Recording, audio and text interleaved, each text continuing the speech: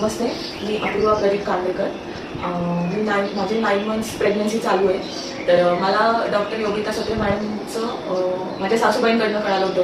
त्या योगा क्लासला जायच्या एक 4-5 वर्षापूर्वी त्यांच्याकडे.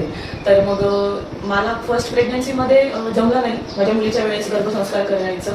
तर माझी अशी खूप इच्छा होती की सेकंड बेबीच्या वेळेस आम्ही दोघं गर्भसंस्कारचे क्लास करावेत. ॲक्च्युली त्याच्याबद्दल काहीच माहिती नव्हती, पण गर्भसंस्कार करायचा होता. तर मग मी त्यांना त्यांचं पेज पहिले फॉलो केलं, त्यांना कॉल केला आणि मग त्यांची अपॉइंटमेंट घेऊन आम्ही दोघंही त्यांच्याकडे गेलो. तर त्यांनी आम्हाला खूप छान माहिती दिली गर्भसंस्कारमध्ये ते आमच्यासाठी आणि आमच्या बाळासाठी काय काय प्लॅन करून घेणार आहेत. मॅडमनी माझ्याकडनं योगामध्ये सगळ्या प्रकारचे योगा करून घेतले. त्याच्यामुळे मला खूप छान हेल्दी पण वाटलं. माझी म्हणजे फॅटीनेस नाही आला, माझ्या चेहऱ्यावर सूज नाही आली, हातापायांवर सूज नाही आली.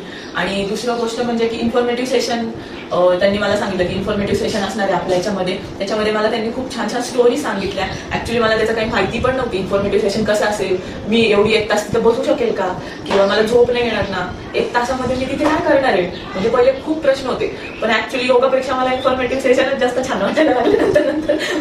म्हणजे योगा मिस जरी झाला तरी मला ते मॅडम आज इन्फॉर्मेटिव्ह सेशन घ्या, आपण गप्पा मारला तरी मला फार छान वाटायचं. मध्यंतरी माझ्या सासऱ्यांची तब्येत खूप खराब होती. त्या काळात माझं भरपूर मिस झालं, पण मॅडमनी माझ्यासोबत कॉन्टॅक्ट घेऊन कॉलवर किंवा इन्फॉर्मेटिव्ह सेशन घेऊन त्या 1 तासामध्ये मला खूप रिलॅक्स केलंय. प्रत्येक आठवड्यामध्ये जरी सेशन नाही झालं तरी त्या मला स्वतः कॉल करायच्या, स्वतः माझ्याशी बोलायच्या आणि सगळ्या प्रकारचं त्यांनी मला सपोर्ट केलाय. तर मी प्रत्येक प्रेग्नेंट महिलेला सांगेल की तुम्ही मॅडमकडे एकदा जरूर नक्की जॉईन व्हा. थँक्यू. नॉर्मल डिलेव्हरीची खूप भीती आहे मनात प्रत्येकाच्याच. तर माझी पहिली नॉर्मल डिलेव्हरी झाली आहे. तेव्हा तर काही आपल्याला समजायचं नाही, आपल्याला घरचे घेऊन जायचे, आपण तिकडे जायचो. पण सेकंड प्रेग्नन्सीमध्ये ती एक मनात भीती राहते की नॉर्मल डिलेव्हरी होणार आहे, आता काय होईल बाबा, की इथपासूनच डोक्यात आपले प्रश्न राहतात. तर त्या काही टेक्निक्स पण मॅडमनी मला शिकवल्या. ब्रिदिंगची टेक्निक शिकवली. जाताना आपल्याला काय टेन्शन येतं किंवा काय त्रास होतो ते सगळं मॅडमनी मला त्या ब्रिदिंग प्रोसेसमध्ये शिकवलं आहे. त्याच्यामुळे मी सध्या खूप रिलॅक्स आहे 9व्या महिन्यामध्ये.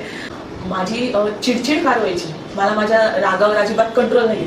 मला समोरचं कोणी काही बोललं की म्हणजे ते ऑटोमॅटिक व्हायचं की कोणी काही बोललं की अरे बापरे हे असं बोललं तर मला राग येतो. तर मग मला त्यांच्या मेडिटेशनमुळे फार फायदा झाला. ब्रिदिंग टेक्निक्स आणि अनुलोम विलोम त्या गोष्टीमुळे पण खूप फायदा झाला की मी शांत राहायला लागले. माझी मुलगी मला कधी कधी म्हणते आई तू बोलत का नाही, आज मला तू रागवलीच नाही अशी म्हणते मला मुलगी. तर मग ते मेडिटेशन सेशनमुळे पण मला खूप छान वाटलं, फायदा झाला.